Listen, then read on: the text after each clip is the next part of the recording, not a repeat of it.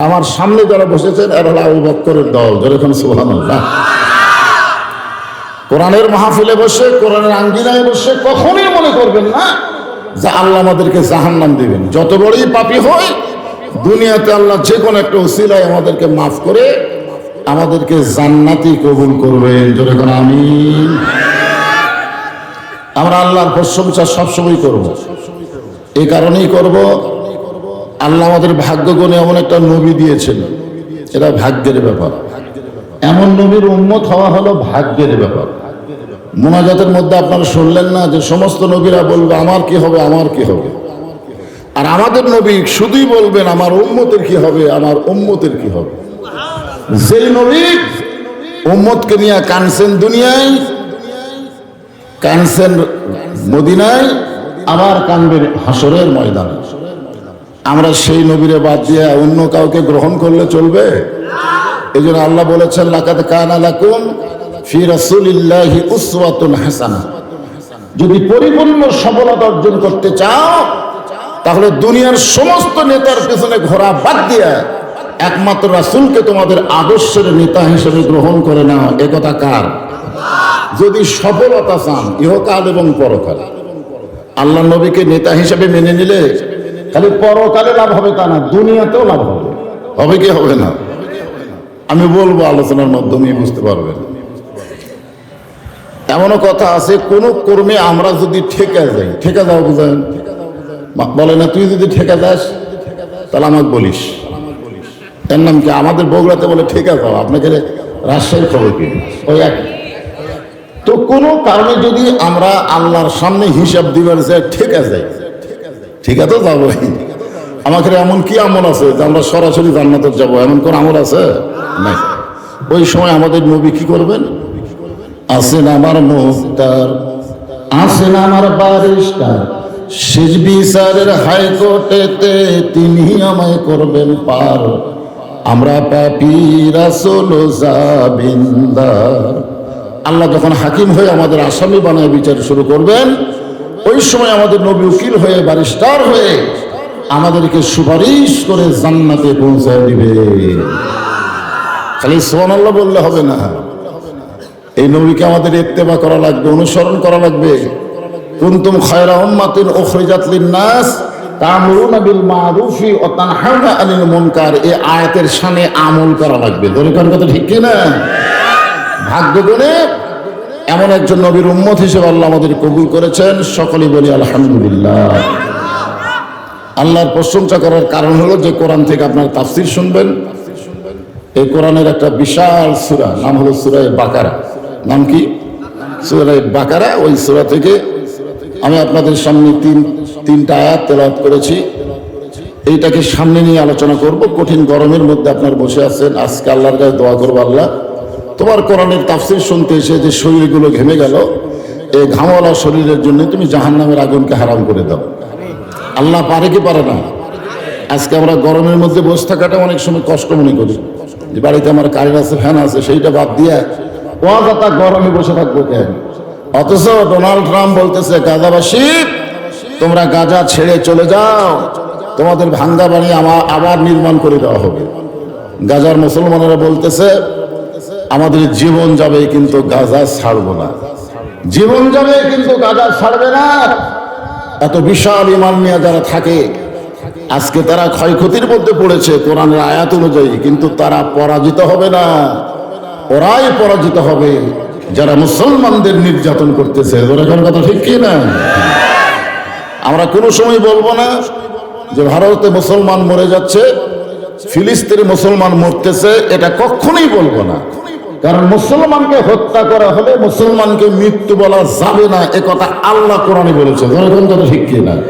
আমরা অনেক সময় বলি আজকে ফিলিস্তিনে 100 জন মারা গেল, সেদিন খবরে বলতেছে এ পর্যন্ত 60,000 ফিলিস্তিনি মারা গেল। মুসলমানকে হত্যা করলে মুসলমান মরে? আমি আয়াত তেলাওয়াত করছি, তো আপনাদের সামনে তার আলোচনা হবে ইনশাআল্লাহ। আমরা বলবোই না যে মুসলমানকে হত্যা করলে মরে যায়। আল্লাহ বলেছেন বালাহিয়া, আমি আল্লাহ বলতেছি তারা জীবিত।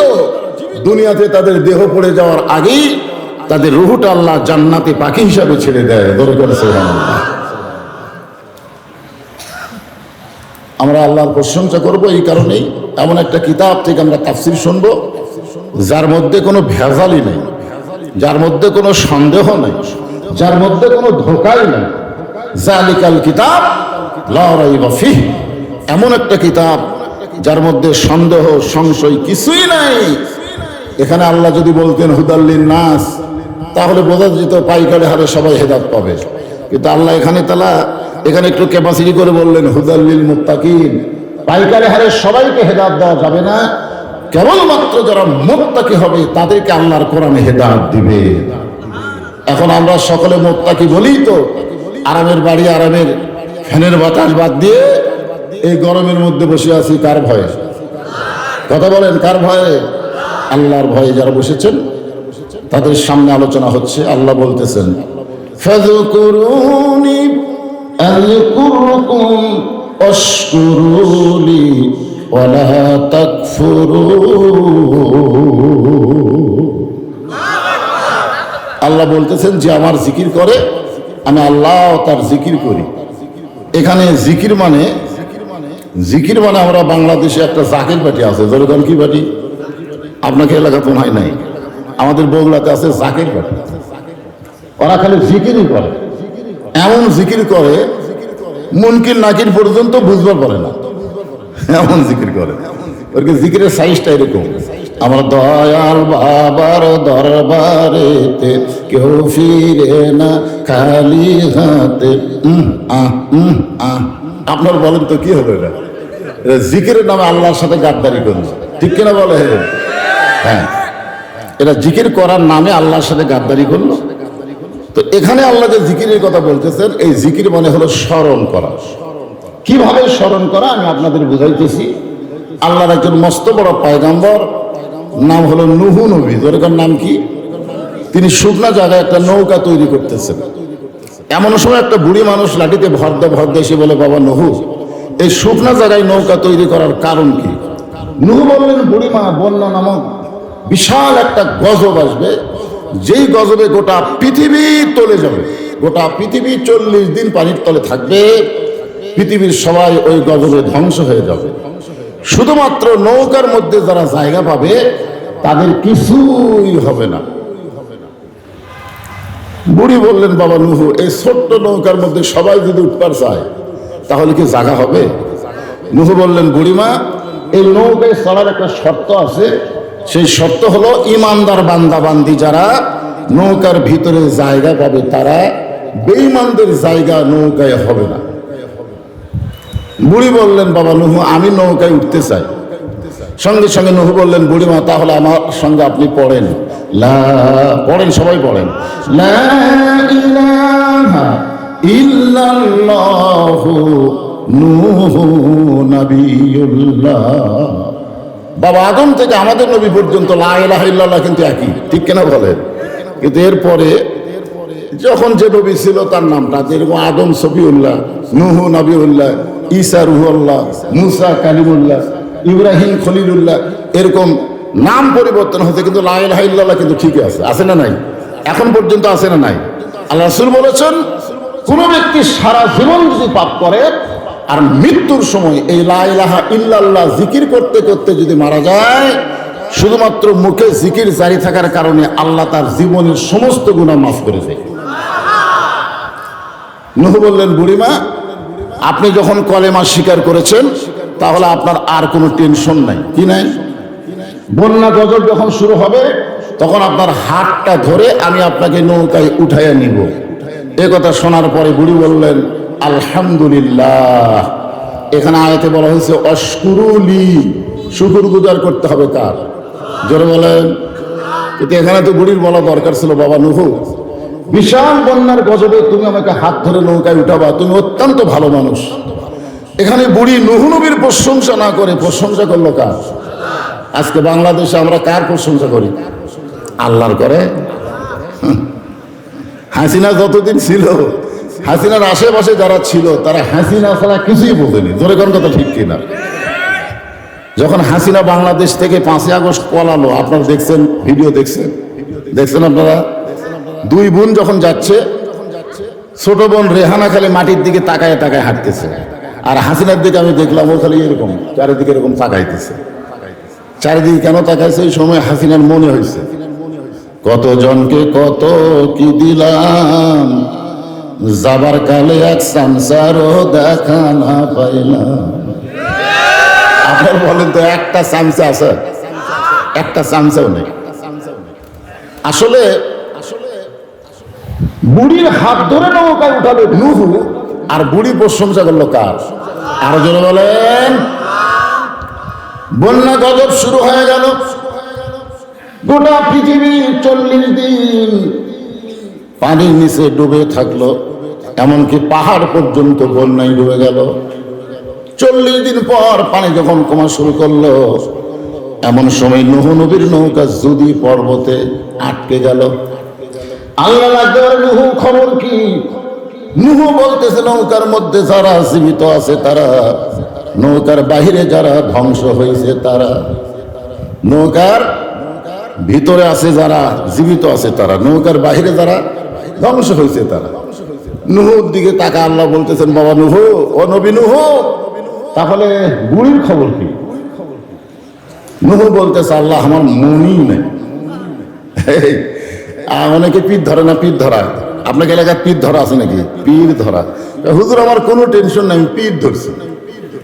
দেখছেন, বিপদে পড়লে একটা নবী পর্যন্ত ভুলে যায়। আর তুমি যখন হাসরে বিপদে পড়বা, তোমার পীর তোমাকে বাঁচাবে এ কথা চিন্তা করো না, বরং পীরের বাঁচাই কঠিন হয়ে যাবে। জোরে করে কথা ঠিক কিনা? আয়াতুল কুরসি পড়েন, মানজাল্লাযী ইয়াশফাউ ইনদাহু ইল্লা বিইজনিহি। হাসরের ময়দানে শুধুমাত্র একজনকে আল্লাহ তাআলা সুপারিশের অধিকার দিবেন, ভাগ্যগুণী তিনি হলেন আমাদের নবী। জোরে করে সুবহানাল্লাহ। নূহ বলতেছে, আল্লাহ আমার মনই নাই। আল্লাহ বলে, নূহ তাহলে বুড়ির খবর কি? নূহ বলতেছে, বুড়ির খবর সব যখন ধ্বংস হয়ে গেছে, বুড়িও তো ধ্বংস। আল্লাহ বলে, নূহ আজগুবি কোনো কথা বলা যাবে না, কথা বলতে গেলে তদন্ত করে কথা বলা লাগবে। 15.5 বছর হাসিনা যা কাছে তাই। জোরে যখন ঠিক কিনা? আলেমদেরকে জঙ্গি জিএমবি রাজাকার বানায়া জেলের মধ্যে ঢুকাইছে, আর জালেমদেরকে জামিন দিয়ে জেলখানা থেকে বের করে দিয়েছে। জনগণ কথা ঠিক কিনা? কোন তদন্ত ছিল? কোন তদন্ত ছিল? যা মনে চাইছে তাই। হায় হায় রে। দেখেন, একটা নবীকে আল্লাহ বলতেছেন, হো আজগুবি কোনো কথা বলা যাবে না, কথা বলার আগে তদন্ত করা লাগবে। যে কোনো কথা আপনি বলেন মানুষের সামনে, এই কথাকে এমনি বলা যাবে? যাবে। আজকে আমাদের বাংলাদেশে কিছু গুজব, আমাদের বগুড়াতে 3টা দলবার আছে। একটা নাম হলো আফসোস লীগ, কি লীগ? আর একটা নাম হলো হতাশা লীগ, হতাশা। আর একটা হলো গুজব লীগ। মাঝে মধ্যে গুজব তোলে যে আপা চট করে ঢুকবে, আপা চট করে ঢুকবে। আমাদের বগুড়া তো বিএনপির ঘাঁটি, বুঝলেন? ওই জায়গা এরকম কিছু আছে হঠাৎ। আর একটা হতাশা, আগেই ভালো ছিল। আমি ওর হাত ধরে বললাম, তোর 15 বছরে তুই কেমন ছিলি? রমজান মাসে কারেন্ট ছিল, ইফতার নিয়ে বসে গেছি, কেবল ইফতার মুখ দেবো, কারেন্ট নেই। তারাবির 2 রাকাত পড়তে পড়তে কারেন্ট আউট, সেহরির সময় কেবল ভাত মুখ দিয়ে কারেন্ট নেই। এরকম একটা অবস্থা হয়েছে কিনা বলে? না না, এ বছর না, আগে রমজান মাসে জিনিসপত্রের দাম যেরকম ছিল, এবার তার চাইতে কম না বেশি? কম না? সবকিছুর দাম কম কিনা? ভারত চিনি বন্ধ করে দিল, পেঁয়াজ বন্ধ করে দিল, আলু বন্ধ করে দিল। তাও গত বছরের তুলনায় এবার চিনির দাম কম, আলুর দাম কম। আলুর দাম কম করলে আপনার মন খারাপ করবেন, ঠিক আছে? আলু এলাকা তো। আল্লাহ কোরআনে বলতেছেন, এটা আমার কথা না, ওয়ালানাবলুওয়ান্নাকুম বিশাররিন মিনাল খাউফি ওয়াল জুই ওয়ানাকসিম মিনাল আমওয়ালি ওয়াল আনফুসি ওয়াস সামারাতি ওয়াবাশশিরিস সাবিরিন। আল্লাহ বলতেছে, ক্ষতি হবে তোমাদের। আবাদ করতে খরচ আছে যা, তার অর্ধেকও পাচ্ছে না। মালে ক্ষতি, জানি ক্ষতি, এরকম বহু ক্ষতি দিয়ে আল্লাহ মুসলমানদের পরীক্ষা করবে। এরপরেও মুসলমানদেরকে ধৈর্য ধারণ করা লাগবে। জনগণ কথা ঠিক কিনা? কথা বলে। তো ব্যাপারটা হলো গুজব, হতাশা। আপনাদের এলাকায় এরকম আছে? আমাদের বগুড়াতে আছে, এখানে নাই। যে কথা বলতেছিলাম, আল্লাহ বলেন নুহু আজগবি কোনো কথা বলা যাবে না, কথা বলতে গিয়ে তদন্ত করে কথা বলা লাগবে। নুহু নবী আল্লাহর কথা মতো তদন্ত করতে গিয়ে দেখে বন্যার গজবে বুড়ি তো দূরের কথা, বুড়ির ভাঙ্গা বাড়ি পর্যন্ত কিছু হয় নাই। বুড়ির একটা ঝুবড়ি বাড়ি, যেমন তেমন একটা বাড়ি, সে বাড়িটাও পর্যন্ত কিছুই হয়নি। নুহু নবী চমকে গিয়ে বললেন বুড়িমা। সঙ্গে সঙ্গে বুড়ি টোপলা নিয়ে হাজির। কি নিয়ে হাজির? টোপলা। নুহু বললেন বুড়িমা টোপলা কেন? বলে আগে থেকে সাইজ হয়ে আছি বাবা, তুমি কখন আসে ডাক দিবা, বার হতে যদি দেরি হয় আর বন্যা গজল যদি চলে আসে, এই জন্য আগে থেকে সাইজ। আমাদেরকে কিন্তু আগে থেকে সাইজ হওয়া লাগবে। জোরে কোন কথা ঠিক কিনা? আল্লাহ কি বলতেছেন? লা তামুতুন্না, মৃত্যুবরণ করো না, ইল্লা আনতুম মুসলিমুন, যতক্ষণ মুসলমান না হবে ততক্ষণ মৃত্যুবরণ করো না। আমাদের মৃত্যু কখন হবে আমরা জানি? জোরে কোন জানি? তাহলে সাইজ কখন হবে? মরার আগে না মরার পরে? একটা সাপ খালি এই করে চলতেছিল, বুঝলেন তো? এক রাখাল শাবক মারা এরকম টাঙ্গা চলছে, তুমি সে ব্যাং জাল আবার বলে সাপ রে, তো বহুদিন কয়েছি সোজা হ সোজা হ, কিন্তু তুই সোজা হয়ে চলিস না, তুই খালি হ্যাঁকা ফেঁকা হয়ে চলিস। এই সোজা হলি ঠিকই, কিন্তু মরার পর। তা আমরা কি মরার পরে সোজা হব না মরার আগে? কখন? আপনি কি জানেন যে আমার মৃত্যু অমুক বছরে হবে? হাসিনা যেরকম জানতো 41 সালে আমার আগে আমাকে নামাইকে, ওই কোনো সময় কল্পনা করে না যে 24 সালের 5ই আগস্ট এইভাবে পলান লাগবে। জোরে কোন কথা ঠিক কিনা? কিছুদিন আগেই বলেছে দেশ আমার বাপে, পলাই না পলাই না, এরকম কথা বলছে কি বলেনি? কিছুদিন আগে। আল্লাহ কয় কার সাথে কি মারিস রে? তাবারাকাল্লাযী বিয়াদিহিল মুলক, গোটা পৃথিবীর রাজত্ব কর্তৃত্ব মালিকানা কার হাতে? ওয়া হুয়া আলা কুল্লি শাইইন কাদির, সমস্ত বিষয়ের উপরে একমাত্র ক্ষমতাকার। জোরে বলে রাখবে ক্ষমতাকার। ওরা মনে করছিল আমাকে ক্ষমতা, আজ কি অবস্থা। হ্যাঁ, এই জন্য টোপলা সাইজ হয়ে আছে, মানে কি আমাদেরও সাইজ হয়ে থাকা লাগবে, যে কোনো সময় আমাদের মৃত্যু হবে। জোরে কোন ঠিক? নুহু বললেন বুড়ি বন্যা গজব শেষ হয়ে গেছে। বুড়ি বলতেছে শেষ হয়ে গেছে? কখন গজব শেষ হলো? নুহু বলতেছে বুড়িমা 40 দিন গোটা পৃথিবী পানির তলে ডুবে ছিল, কিন্তু আপনার বাড়িও কিছু হয়নি, আপনারও কিছু হলো না। আপনি এমন কি আমল করেন যে আমলের কারণে আল্লাহ আপনাকে হেফাজত করলো? বুড়ি বলতেছে বাবা নুহু, তুমি যখন বলেছিলে আমি আপনাকে নৌকায় হাত ধরে উঠাবো, তখন আমার ঈমান আমাকে বলতেছে যে দুনিয়ার সবাই সবাইকে ভুলে গেলে আল্লাহ কোনোদিন কাউকে ভুলবে না। এই জন্য তোমার প্রশংসা না করে আমি আল্লাহর প্রশংসা করেছি। তাহলে জিকির করবো কার? কি জিকির?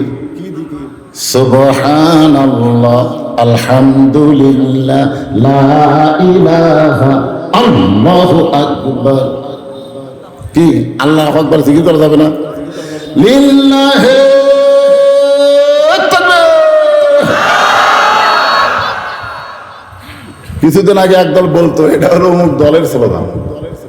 আমরা কোরআনের মাহফিল আমাদের রাজশাহী, এটা মনে হয় পোয়াবা থানা হবে, এটা তা নয়। কিন্তু আমি যেখানে তকবির দিছিলাম, এক লোক হুজুর ওয়াজ করবেন এই তকবির, এত ঘন ঘন তকবির মানে তকবিরও পছন্দ করে না। আমি চিন্তা করলাম ভাই, তকবির খালি একজনেরই পছন্দ হয় না, তার নাম হলো মিস্টার ইবলিস। ইবলিস ছাড়া তকবিরকে ভয় করে মুসলমানের বাচ্চা করে না। ধর কথা কন না কেন? হ্যাঁ, আপনার বলেন তো তকবির দিলে কে ব্যাপার হয়? খালি ব্যাপার হয় না, জায়গা ছাড়ে, এলাকা ছেড়ে ছেড়ে যায়। হ্যাঁ, আল্লাহ বললেন ফাযকুরুনি আযকুরকুম ওয়াশকুরুলি ওয়ালা তাকফুরুন। আমাদের জাতির পিতা হযরত ইব্রাহিম, নাম কি? চড়কের উপরে বসে আছেন, বাবা রশি ধরে টানতেছে, নিচে নমরুদের আগুন দাউ দাউ করে জ্বলতেছে।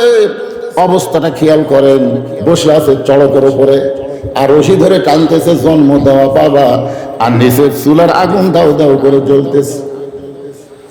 আল্লাহ কোরআনে বলেছেন, আল্লাযী খালাকাল মাউতা ওয়াল হায়াতা লিয়াবলুয়াকুম আইয়ুকুম আহসানু আমালা।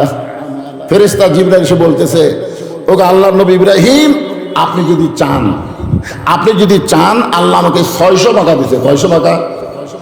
একটা পাকার খালি বাতাস দিব, আগুনের চুলা সাগরে দিয়ে নিভে যাবে, যদি আপনি চান। আমাদের জাতির পিতা বললেন, জিবরাইল, আমি চড়কে বসে একটা দিকে তাকায় আছি। বলে কোন দিকে? বলে আমার বাপের দিকে। দুনিয়াতে সন্তান বিপদে পড়লে বাবা সন্তানকে বাঁচানোর চেষ্টা করে, আর আমি এমন একটা বাবা পাইছি যে বাবা সন্তানকে আগুনে ফেলার জন্য রশি টানতেছে। আপনারা বলেন তো, এই বাবা ভালো বাপ না খারাপ বাপ? কথা কয় না। কারণ ছেলেকে কোথায় ফেলে দিবে? আগুনে ফেলে দিবে। আচ্ছা, যেই বাবা একা ফজরের নামাজ পড়ে আর জোয়ান পাগলা ছেলে বাড়িতে ঘুম পড়ে, আপনার বলেন তো এই বাবা ভালো? এই বাবা ইব্রাহিম আলাইহিস সালামের বাপের চাইতেও খারাপ। কারণ নিজে জাহান্নাম থেকে বাঁচতে চায়। আল্লাহ বলেছেন, কু আনফুসাকুম ওয়া আহলিকুম নারা, জাহান্নামের আগুন থেকে একলা বাঁচতে হবে না, আহাল পরিবার, সমাজ ও রাষ্ট্র, পৃথিবীর সমস্ত মানুষকে জাহান্নাম থেকে বাঁচানোর চেষ্টা করা লাগবে। ঠিক কি না? আর তুমি বাপ হয়ে নামাজ পড়ো আর তোমার বেটা ঘুম পাড়ে। কি মুয়াজ্জিনের দায়িত্ব সালাতু খায়রুম মিনান নাওম কাছে, এখন তোমার দায়িত্ব কি? বাপের দায়িত্ব আছে না নাই? বাপের দায়িত্ব কি? কিভাবে তোলা? 7 বছরের অল্প বয়স, তখন তালিম দেওয়ার কথা আছে। আর 10 বছর থেকে জোর করে ঘাড় ধরে মেরে পিটা নামাজ পড়ানোর কথা আছে না নাই? জোরদান আছে না নাই? অল্প 22 বছর বয়স, ওই যে লাইফের মধ্যে ঘুম পাড়ে আর তুমি একা একা নামাজ পড়ো। কতগুলো বাবা দেখবেন জোহরের নামাজ একলা পড়বার তাই নামাজ শেষ করে এসে খাওয়ার টেবিলে ডাকতেছে, বাবা আয় আয় আয় একসাথে খাই। এরকম বাবা আছে না নাই? খাওয়ার সময় ডাকতেছে, নামাজের সময় ডাকেনি। 2 কান্দের ফেরেশতা বলতেছে, আল্লাহ এই শয়তানের কান্দ থাকবো না। আল্লাহ বলে, কেন? বলে কান্দ থেকে লেখবো কি? এই নামাজে যাওয়ার সময় ছেলে ডাকে না, খাওয়ার সময় ছেলে ডাকে, এলা আজরের চাইতেও খারাপ বাপ। ধরে কোন কথা ঠিক কি না? রে ফেরেশতা জিবরাইল, তোমার পাখার বাতাস দিয়া আগুনের চুলায় তুমি সাগরের মধ্যে ফেলে দিবা। তুমি কি জানো আমি কে আর তুমি কে? ইব্রাহিম নবী জিবরাইলকে বলতেছে, তুমি কি জানো আমি কে আর তুমি কে? আপনার বলেন তো, জিবরাইল কে আর ইব্রাহিম কে? আপনারা জানেন না? জিবরাইল কি? ফেরেশতা। আর ইব্রাহিম কি? কি মানুষ?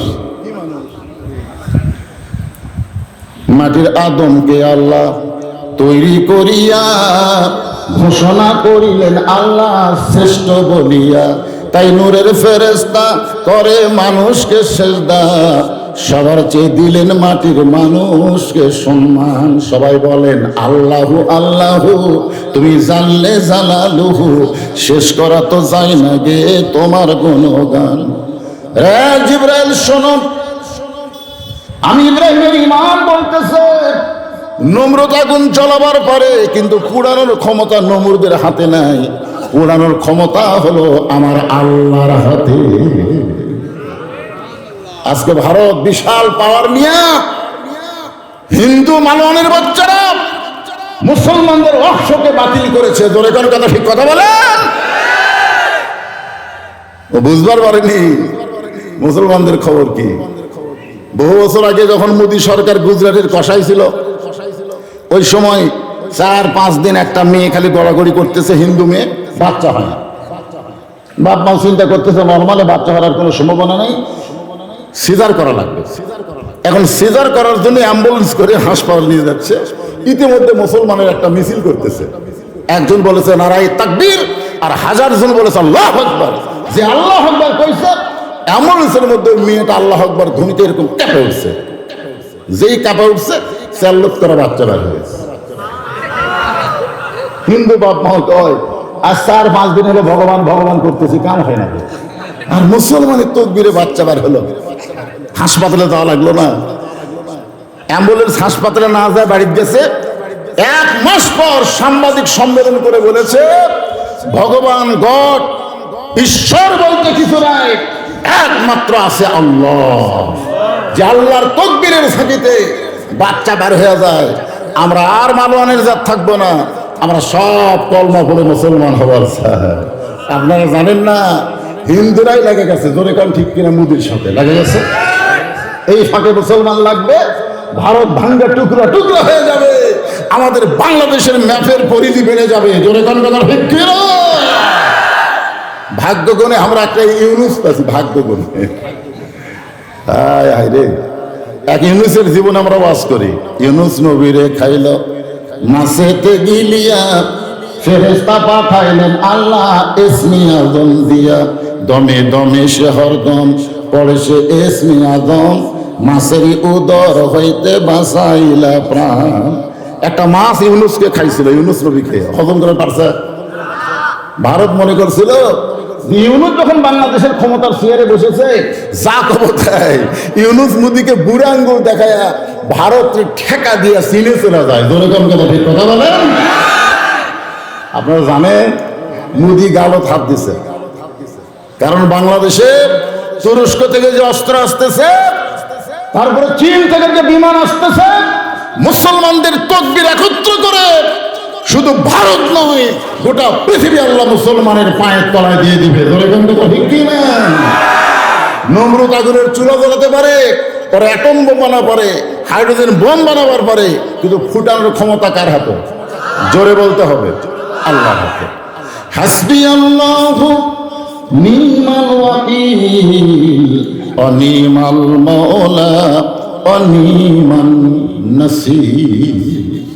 আল্লাহ, আমি আগুনের দিকে তাকাইনি, তোমার প্রতি ভরসা করে আছি, তুমি যা করবা তাই। আল্লাহ বলেন কুলনা ইয়া নারু কুনি বারদাও ওয়া সালামান আলা ইব্রাহিম ফাযকুরুনি আযকুরুকুম। যে আল্লাহকে স্মরণ করবে সে যেখানেই থাক আল্লাহ তাকে জিকির করবে। জোরে করে সুবহানাল্লাহ। এরপরে আল্লাহ বললেন, এ ভাই মাইকালা ভাই কোথায় রে, চ্যান চ্যান করতেছে, দেখো তো সাউন্ড একটু ক্লিয়ার করা যায় কিনা।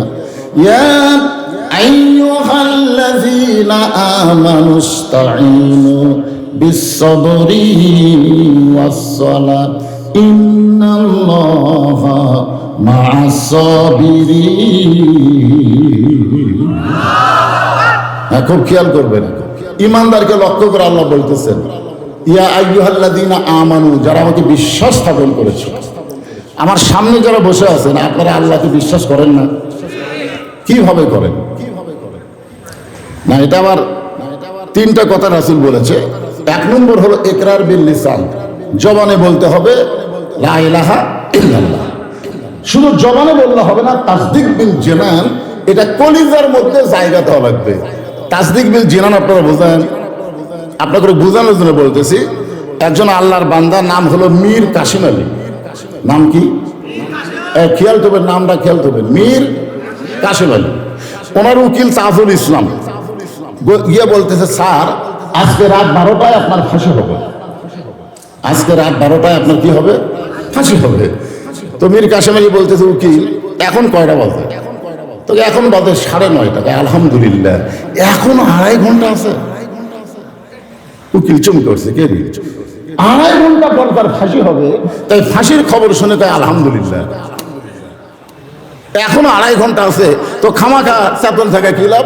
আমি 2 ঘন্টা ঘুম পারি, কয় ঘন্টা? যদি চেতন না পাই তাহলে তুমি আমার ডাক দিও। তাসদিক বিল জিনান কারে কয়? একটু মনোযোগ শোনেন। কলিজার মধ্যে যখন ঈমান থাকে, তখন সেই মানুষটা, সেই মুসলমানের চরিত্রটা কেমন হয়, এখান থেকে আপনারা কিছু হলে বুঝতে পারবেন। বলতেছে, আমি 2 ঘন্টা ঘুম পারি, যদি চেতন না পাই তাহলে আমাকে ঘুম থেকে ডাক দিও। উকিল মনে করতে যে ফাঁসির চিন্তায় লোকটা পাগল হয়ে গেছে, 2.5 ঘন্টা পর তার ফাঁসি হবে, তাই বলে 2 ঘন্টা ঘুম পারবে। কি ঘুম ধরবে? মনের দুঃখে কষ্ট নিয়ে উকিল চলে গেছে। 2 ঘন্টা পরে উকিল ফাঁসির কন্ডম ছেলে ঢুকে দেখে ঘুম তো পারা না, সেই ঘুম। ঘড়ির দিকে তাকা দেখে, করে আর মাত্র 8 ঘন্টা টাইম আছে, তারপরে লোকটার ফাঁসি হবে। এরপরে লোকটা এই হারে ঘুম পাড়তেছে, পায়ের বুড়া আঙ্গুল লড়াইছে। সঙ্গে সঙ্গে মীর কাসিম আলী চেতন পায়, বলে, উকিল ভাই আমার কি ফাঁসির সময় হয়েছে নাকি? বলে, না স্যার, এখনো 8 ঘন্টা বাকি আছে। আলহামদুলিল্লাহ। 8 ঘন্টা বাকি শুনে কয় আলহামদুলিল্লাহ। ওযু করে 2 রাকাত নামাজ পড়ে কোরআন থেকে 2টা সূরা তেলাওয়াত করলেন, সূরা নূর আর সূরা মুজাম্মিল। 2টা সূরা তেলাওয়াত করে ফাঁসির কন্ডমসলের মধ্যে সবচাইতে ভালো পাঞ্জাবি যেটা ছিল ওটা পরার পরে চিরুনি দিয়ে মাথা হাসড়ায় বলতেছে, উকিল দেখো তো ভালো করে আমার কেমন লাগতেছে। উকিল কান্দার বলে, স্যার কিছুক্ষণ পরে আপনার ফাঁসি হবে, কিছুক্ষণ পরে আপনার ফাঁসি হবে। আপনি কি শ্বশুর বাড়ি যাবেন? এমন সুন্দর পাঞ্জাবি পরে মাথার চুল হাসড়ায় আমাকে বলতেছেন দেখো তো কেমন লাগতেছে। মীর কাসিম আলী মুস্কি মুস্কি হাসার বলে, উকিল 2টা ঘন্টা ঘুমের ভিতরে আমার ঈমান আমাকে দেখাইছে অন্যায় ভাবে কাউকে যদি ফাঁসি দেওয়া হয়, তার যদি কোনো দোষ না থাকে, তাহলে তার ফাঁসির মাধ্যমে 8টা জান্নাতের দরজা তাকে বরণ করে না। এর নাম হলো তাসদিক বিল জানান। কলিজার মধ্যে যখন ঈমান থাকবে, ওই মানুষটা কোন সময় আল্লাহ ছাড়া, ইয়াকা নাবুদু ওয়া ইয়াকা নাস্তাইন, আল্লাহ ছাড়া অন্য কোনো দিকে তার খেয়াল থাকবে না। কারণ সে বিশ্বাস করে দুনিয়াতে আসলে যাওয়া লাগবে। আপনারা কি মনে করতেছেন যাবেন না? এই ছেলেবেলে তোমাকে খবর কি? এইবার ঈদে 256 জন মানুষ মারা গেছে ঈদের দিনই। তার মধ্যে 128-এর মতন ছেলে মারা গেছে মোটর সাইকেল অ্যাক্সিডেন্ট করে। চিন্তা করছেন, এই 256 জনের মধ্যে বুড়া মানুষ মরেনি, খালি সব জুয়ান তাগড়া। ওরা কি মনে করছে আমাকে এখনই মরণ হবে? তাহলে এরকম করে হুন্ডা চলা এই করে। একটা মেয়ে যদি রাস্তার দেখে এদের মোটর সাইকেলের পাকলা মারো বেড়া যায়, ওই মনে করছে আমার দাদা বাঁচে আছে, আমার বাপ বাঁচে আছে, সিরিয়ালে আমি 3 নম্বরে আছি। নম্বর বাদ দাও, দুনিয়াতে আসলে যাওয়া লাগবে, আর কখন যাওয়া লাগবে এটা আমরা কেউ জানি না। ধরে কোন কত ঠিক কথা বলেন। ইয়া আইয়ুহাল্লাযীনা আমানু, যারা আমাকে বিশ্বাস স্থাপন করেছে, আল্লাহ বলতেছেন আস্তাঈনু বিস-সাবরি ওয়াস-সালাহ ইন্নাল্লাহা মা'আস-সাবিরিন। যারা আমরা আল্লাহকে বিশ্বাস করেছি, আল্লাহ আমাদেরকে বলতেছে তোমরা যদি আমার কাছে কিছু পাবার চাও, আমরা আল্লাহর কাছে কি পাবার চাই, তাহলে ধৈর্য আর নামাজের মাধ্যমে চাও। প্রথম আয়াতে বলা হচ্ছে ফাযকুরুনি আযকুরুকুম ওয়াশকুরুলি ওয়ালা তাকফুরুন। ওখানে জিকিরের কথা বলতে বলতে এখানে আবার আল্লাহ এসে নামাজের কথা বললেন। আপনারা বলেন তো ওই আয়াতের সাথে এই আয়াতের মিল আছে না নাই? কোন দিকে মন দেন? তাফসীর না, এটা তাফসীর মাহফিল না, তাহলে মন অন্যদিকে দিলে হবে। সবাই একটু এইদিকে মন দেন, মনে করেন না যে খুব লম্বা চড়াবাদ হবে। গরমের দিনে একটু মনোযোগ দিয়ে কথাগুলো শোনেন বাজান। এখানে আল্লাহ কি বললেন? আগে ধৈর্য, আগে কি বিস-সাবরি ওয়াস-সালাহ, আগে ধৈর্যের কথা বললেন, তারপরে নামাজের কথা বললেন। এই 15 বছর যদি ধৈর্য ধারণ না করতেন, তাহলে আজকে বিএনপি জামাত এইরকম একটা ফুলের মালা পাইতো না। ধরে কোন কথা কন না কেন? এই যারা এখন নতুন আসতেছে, জামাত তো চান্স পাবি না, কিন্তু বিএনপি এই 15 বছর একে খবরই নাই, এখন সামনে এসে দাঁড়াচ্ছে। হায় হায়, আর এদের দ্বারাই বিএনপির সবচেয়ে বেশি ক্ষতি হচ্ছে। ধরে কোন কথা ঠিক কিনা? কারণ বগুড়া জেলা বিএনপির একটা ঘাঁটি ছিল, এখন এই 7টা আসনের মধ্যে 2টা আসন বিএনপি পাই কিনা চিন্তার মধ্যে আমরা আছি। দিন যতই যাচ্ছে এরকে পাগলামি ততই বাড়তেছে। খুব মনোযোগ দিয়ে শুনবেন, ধৈর্য ধরা লাগবে। সেটা কি ধৈর্য? সন্তান সাঁতার জানে না, পানির মধ্যে ডুবে মরতেছে, আর আমি বলতেছি ইন্নাল্লাহা মা'আস-সাবিরিন, ধৈর্যশীলদের সঙ্গে আল্লাহ আছে। কি আপনি ধৈর্যের আয়াত করতেছেন না সন্তান সাঁতার জানে ডুবে মরতেছে? এই ধৈর্য? কারণ এই ধৈর্য, ধৈর্যটা কি সেটাও বলবো, আসেন একটু মনোযোগ দেবেন। আল্লাহ বলতেছেন আমি আল্লাহর কাছে যদি কিছু পাবার চাও, তাহলে ধৈর্য আর নামাজের মধ্যে চাও, নামাজের মাধ্যমে চাও। আপনারা বলেন তো, আমরা যত ইবাদত করি তার মধ্যে সবচাইতে ধৈর্য কম তার ভিতর? জোরে হয় না? আচ্ছা, আমার সামনে যত লোক বসে আছেন, আপনারা সবাইকে এসে নামাজ পড়ছেন? না, হাত তুলবার বলতেছি না তো, হাত তুলবার কথা। আপনি একটু মনে মনে চিন্তা করেন তো, যারা এসে নামাজ না পড়ে বসে আছেন, তারা যদি ফজর আগে মরে যান, মনে মনে একটু চিন্তা করে দেখেন, যদি মরে যান তাহলে দুনিয়ার কত মানুষ আপনার জানাজা দিলে আপনি বেহেশত পাবেন। আর যদি এশার নামাজ আপনি পড়ে ফজরের আগে যদি মারা যান, আপনার যদি জানাজা নাও হয়, তারপরও নামাজ আদায়ের কারণে আল্লাহ আপনাকে জান্নাত দিতে পারে। ধরে কোন পারে কি পারে না? হ্যাঁ। একজন বলতেছে, হুজুর আপনি কি মনে করেন আমি নামাজ পড়ি না? আমি জুমার নামাজ পড়ি হুজুর, আমি জুমার নামাজ পড়ি না। লা তাকনাতু মির রাহমাতিল্লাহ আয়াতের তাফসীর পড়তে গিয়ে আমি দেখলাম হাসরের ময়দানে আল্লাহ এক সময় দয়া লোভে বলবে, যারা 5 ওয়াক্ত পড়ে নাই, খালি জুম্মা পড়েছো, আমি আল্লাহ তাদেরকে জান্নাত দিয়ে দিলাম। যাও, 5 ওয়াক্ত পড়ে নাই, খালি জুম্মা পড়ছে, সবার শেষে গেছে, আগে আছে। আল্লাহ বলতেছে যাও, তোমাকে জান্নাত দিয়ে দিলাম। তখন জুম্মা পার্টি খুশি হয়ে জান্নাতের কাছে যাবে, যাই দেখবে বিশাল একটা তালা দেওয়া। তখন বলতেছে, আল্লাহ আপনি যে জান্নাত দিলেন সে জান্নাতের দরজার যে তালা, আল্লাহ বলতেছে খুঁজে দেখো, চাবি তোমাদের কাছে আছে। ওরা যখন পকেট খুঁজে দেখবে চাবি আছে, চাবি নিয়ে তো তালার মধ্যে ঢুকাবি ঠিকই, কিন্তু ঘুরবি না। ঢুকিছে কোনো মতে, কিন্তু ঘোরে না। তো বলে আল্লাহ চাবি তো তালার মধ্যে ঢুকলো, কিন্তু চাবি তো ঘোরে না। আল্লাহ বলতেছে তালার মধ্যে 5টা দাগ আছে, তো চাবির মধ্যে 5টা দাগ থাকা লাগবে, দাগে দাগে মিল হবে, কুট্টুস করে খুলে দেবে। তখন আল্লাহ কয়, বান্দা কয় আল্লাহ এটা কিসের দাগ? আল্লাহ বলতেছে পাগল, এটা হলো 5 ওয়াক্ত নামাজের দাগ। তো চাবির কি দাগ আছে? কয় না, তেল তেলা। আল্লাহ তখন বলবে জান্নাত দেখে ফেরত না।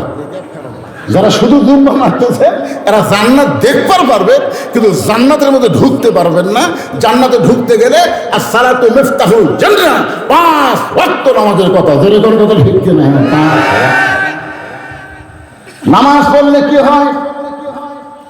আমার ওয়াজের 43 বছর বয়স চলতেছে, আমার ওয়াজ দিয়ে 10টা মানুষ নামাজে হয়েছে কিনা তার কোনো গ্যারান্টি নাই। হয়েছে কিনা তার কিন্তু কোনো গ্যারান্টি নাই, কারণ নবী 13 বছর মক্কায় ছিলেন। নবুয়তের 10ম বছরে নবী মেরাজ করলেন। ওই মেরাজের রজনীতে আল্লাহ তাআলা নবীকে 5 ওয়াক্ত নামাজ দিলেন। নবী নামাজ পাওয়ার পরও 3 বছর মক্কায় ছিলেন। একদিন নবী বললেন, আল্লাহ কোরআনে যত নামাজের কথা বলতেছেন প্রত্যেক জায়গায় আপনি বলেন আকিমুস সালাত, নামাজ পড়ার কথা কোনো জায়গায় বলেন নাই। প্রত্যেক জায়গায় বলেছেন নামাজ কায়েম করো, নামাজ কায়েম করো। কিন্তু আমি নবী নামাজ পাইলাম ঠিকই, কিন্তু নামাজ কায়েমের পরিবেশ তো মক্কা পাওয়া যাচ্ছে না। আমরা গোপনে গোপনে নামাজ পড়ি, প্রকাশ্যে নামাজ আদায় করা যায় না। বেলাল আযান দেবে, সে আযান শুনে মুসল্লিরা মসজিদ আসবে আর জামাতবদ্ধভাবে নামাজ পড়বে, এরকম পরিবেশ তো মক্কাতে নাই। তাহলে আপনি নামাজ কায়েমের কথা বলতেছেন, কিন্তু নামাজ তো কায়েম করা যাচ্ছে না। আল্লাহ বলে, হাবিব আপনি হলেন মক্কায় ইমাম, আর আবু জেহেল হলো নেতা। আপনার মতন ইমাম, আবু জেহেলের মতন নেতা যতদিন থাকবে ততদিন নামাজ কায়েম হবে না। আপনাকে শুধু ইমাম হলে চলবে না, আপনি নবীকে নেতাও হওয়া লাগবে। আপনারা বলেন তো ভাইজান, একটা মসজিদে বিএনপি আছে, জাতীয় পার্টি আছে, আওয়ামী লীগ আছে, জামাত ইসলাম আছে, কিন্তু ইমামের মায়ের অসুখ, ইমাম মা হলে হাসপাতালে দিছে। এখন হুজুর নাই, 4 দলের লোক আছে কিন্তু হুজুর নাই। যেরকম কি নাই কথা না, হুজুর নাই। এখন আপনারা বলেন তো, এই 4 দলের লোকেরা এখন কোন দলের লোক ইমামতি করবার দিবে? নাম ধরা বলা লাগবে না, একটু বোঝার কথা বলতেছি, একটু চিন্তা করে দেখেন তো। কারণ জানে লাইনত সবাই দাঁড়াতে পারে, কিন্তু সামনে সবাই দাঁড়াতে পারবে না। সামনে যাইতে গেলে তার মধ্যে যোগ্যতা থাকা লাগবে। ধরে কথা ঠিক না? গোটা বাংলাদেশ ওয়াজ করার পরে এতটুকু আল্লাহ আমাকে দেখাচ্ছে যে আগামীতে তোমরা যতই দল করো, তোমরা লাইনও দাঁড়ান থাকা লাগবে, আর সামনে আল্লাহওয়ালা কোরআনের দলেরাই যাবে। ধরে কথা ঠিক না? বিশ্বাস করেন বা না করেন, দেখবার পাবেন ইনশাআল্লাহ। আল্লাহ পাক দেখাচ্ছে তো, আমার তো আর কানা না। মানুষ যে হারে আল্লাহর কোরআনের দিকে ঘুরতেছে, খালি সাফাই নবগঞ্জ মিজানুর রহমত আজারি গেছিল, ওখানকার হারুনের মাথা ঘুরে গেছে। তোর কোন কথা ঠিক কিনা? ওই বউ পাঠিয়ে আর হারুন 2 জন পাগলা হয়ে গেছে। আয় হায়, লাভ নাই। মানুষ আগেকার মতো নাই যে তোমরা যা কবা তাই। কারণ 5ই আগস্টের পরে 2000 ছাত্র জনতা 30,000-এর মতন আহত নিহত 2,000 মানুষের মতলব মন মগজ পাল্টে গেছে। তোর এখানে কথা ঠিক না? সব কিছু মানুষ দেখতেছে, মানসিক কানা নাকি? একটু মনোযোগ দিয়ে শুনবেন। আল্লাহ বলেন, হাবিব শুধু ইমাম হয়ে থাকলে হবে না, আপনাকে নেতা হওয়া লাগবে। কিন্তু মক্কায় যদি সেই পরিবেশ না থাকে, তাহলে দরকার হলে হিজরত করা লাগবে। নবী হিজরত করে যখন মদিনায় আসলেন, মদিনায় আসার পরে সর্বপ্রথম নবী একটা মসজিদ নির্মাণ করলেন। সেই মসজিদের নাম হলো মসজিদে কুবা। মসজিদ নির্মাণ করলেন। নির্মাণ করার পরে সেখানে এখন নামাজ কায়েম হবে। আল্লাহ কোরআনে বলেছেন, আল্লাযীনা ইম্মাক্কান্নাহুম ফিল আরদ, মুসলমানের মধ্যে কাউকে যখন ক্ষমতা দেওয়া হবে, তার 1 নম্বর দায়িত্ব হলো আকামুস সালাত, নামাজ কায়েম করা। আর নামাজ যদি কায়েম হয়ে যায়, ইন্নাস সালাতা তানহা আনিল ফাহশাই ওয়াল মুনকার। আমাদের প্রত্যেকটা যুবকের হাতে একটা করে মোবাইল আছে না? না যেরকম আছে না? না, আসরের নামাজ পড়ে জমি ধান দেখবার গেছে, ধান দেখবার যা দেখে উপর জমি পানি চলমল করতেছে, নিচে জমি, ওর নিচে জমিতে 1 ফোঁটাও পানি নেই। নামাজ কিন্তু আসরে পড়েই গেছে, নামাজ কায়েম করা যায়নি, পড়ে গেছে। যা দেখে উপর জমি পানি চলমল করতেছে, নিচে জমি পানি নেই। কি করি রে? চারিদিকে তাকাছে, চারিদিকে তাকাছে, চারিদিকে তাকে দেখে কেউ নেই, কেউ নাই। ওই আস্তে করে বসে বিসমিল্লাহ কয় আল কাছে, বিসমিল্লাহ করে। ওর চিন্তা তো বিসমিল্লাহ করি হালাল হবে। আজকে বাংলাদেশে কতগুলো নেতা দেখবেন, ওরা ভাষণ কি দিবি সেটা চিন্তা না করে প্রথম বিসমিল্লাহ কয়ে শুরু করে। বলে কার কথা ঠিক কিনা? বিসমিল্লাহ কয়ে শুরু করে। বাংলাদেশের একজন নেতা বলেছে, কোরআনের মধ্যে কোনো রাজনীতি নেই, ইসলামের সাথে রাজনীতির কোনো সম্পর্ক নেই। শালা বিসমিল্লাহ কয়ে শুরু করে মদ খাওয়ার মতন কাম করলো। জোরে কথা কন না কেন? আপনার বলেন তো কোরআনে রাজনীতি আছে না নাই? রাজত্ব নামের একটা সূরা আল্লাহ কোরআনে দিচ্ছে। বিসমিল্লাহ কয়ে জমির আল কেটে ওই পানি দিয়ে হাত ধোছে, হাত ধুয়ে আবার দাঁড়ায়া চারিদিকে তাকায় বলতেছে আলহামদুলিল্লাহ। কেউ দেখে। আপনারা বলেন যুবকদের মোবাইল আছে, মোবাইল আছে। এখন রাত যখন 11টা বাজে, জানলা দরজা বন্ধ করে তাকায় দেখে বাপ মাও তো ঘুমিয়ে গেছে। এই সুযোগে আমি যদি অশ্লীল ভিডিও দেখি, কে দেখবে রে? আর এই যুবকটা যদি সার নামাজ জামাতে পড়ে বাড়ির মধ্যে আসে, তখন মোবাইল দেখবে ঠিকই, কিন্তু অশ্লীল যখন কোনো জিনিস চোখে পড়বে, নাউযুবিল্লাহ বলে ইস্তেগফার পড়বে, নিজের ইচ্ছায় অশ্লীল দেখবে না। কারণ নামাজ আদায় করে, নামাজের মাধ্যমে আল্লাহ তাকে যাবতীয় বেহুদা এবং খারাপি কাজ থেকে হেফাজত করে। মনে করার কথা ঠিক না? এটা কি আমার কথা না আল্লাহর কথা? তাই বাংলাদেশে কোন দল ক্ষমতা পেলে নামাজের আইন পাশ করবে, সেই দলকে আমাদের একটু দেখার দরকার আছে না নাই? যেরকম আছে না নাই? একটু মনোযোগ দিয়ে শুনবেন। আল্লাহ বলতেছেন, আস্তাঈনু বিস-সাবরি ওয়াস-সালাত, ধৈর্যের নামাজের মাধ্যমে আমার কাছে চাও। নামাজের মধ্যে ধৈর্যের দরকার আছে না নাই? কিন্তু বর্তমানে আমরা ধৈর্য পাচ্ছি না। ধৈর্যের কথা একটু পরেই বলবো, এখন আয়াতটা খেয়াল করেন। ওয়ালা তাকুলু লিমান ইউকতালু ফি সাবিলিল্লাহি। আচ্ছা ঠিক আছে, এটা হলে আপনারাও শান্তি, আমিও শান্তি। ও আজ একটা ইচ্ছা মতো করা যায়, মাত্র 2 মিনিট টাইম লাগবে। ছেলেদের কাছে ব্যাগ আছে, রুমাল আছে, এরা আপনাদের কাছে যাবে। 10 টাকা, 20 টাকা, 50 টাকা, 100 টাকা, যে যা পারবেন এই কোরআনের মাহফিলের জন্য, আল্লাহকে খুশি করার জন্য দান করবেন। একবার আল্লাহ নবী শোনেন, ওসমান গনিকে কাছে ডাক দেবেন, ওসমান, আল্লাহ তোমাকে কত সম্পদ দিছে, তুমি কি তার হিসাব জানো? তো ওসমান গনি বলতেছে, ইয়া রাসূলুল্লাহ, একটা হিসাব তো আমি জানি। বলে কি হিসাব? বলে আল্লাহ আমাকে যত সম্পদ দিছে, এই সমস্ত সম্পদ আমি যে গুদামের মধ্যে রাখছি, এই মনের মধ্যে শুনবেন, যে গুদামের মধ্যে রাখছি, এই গুদামে তালা দিয়া যে চাবিগুলো হয়, এই চাবির টানতে একটা উট হিমশিম খায়। একটা উট কি খায়? হিমশিম খায়। তাহলে চিন্তা করেন গুদাম কত, সে গুদাম আবার মাল দিয়ে ভর্তি, আবার গুদামের তালা কত, সে তালার চাবি টানতে একটা উট হিমশিম খায়। রাসূল বললেন, ওসমান, এই সম্পদের মালিক কে? ওসমান বলতেছে আল্লাহ। রাসূল বলে, ওসমান, এই সম্পদের মালিক কে? ওসমান বলতেছে আল্লাহ। রাসূল বলে, ওসমান, এই সম্পদের মালিক কে? ওসমান বলে, ইয়া রাসূলুল্লাহ, আমি দুইবার বললাম, আবার বলতেছে আল্লাহ। তা আল্লাহ রাসূল বললেন, আল্লাহ যদি তোমার সব সম্পত্তি ফেরত চায়, তুমি কি দিবা? আল্লাহ যদি তোমার সম্পদ ফেরত চায়, তুমি কি দিবা? ওসমান গনি মারছে তো, এই দৌড় দেখে সাহাবীরা বলতেছে হুজুর দেখেন, যেই বলেছে আল্লাহ যদি ফেরত চায়, ওসমান গনি জিহারে দৌড় দিল। আল্লাহ নবী বললেন সাহাবীরা শোনো, আমার ওসমানকে তোমরা চিনো না, ওসমান কি কারণে দৌড় দিল একটু পরে তোমরা দেখতে পাবা।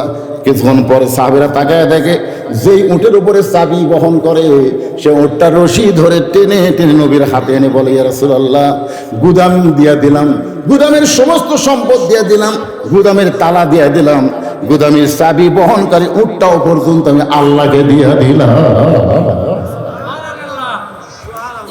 রাসূল বলতেছে, ওসমান সবই যদি আল্লাহ দিয়া দিলা তাহলে তোমার জন্য রাখলা কি?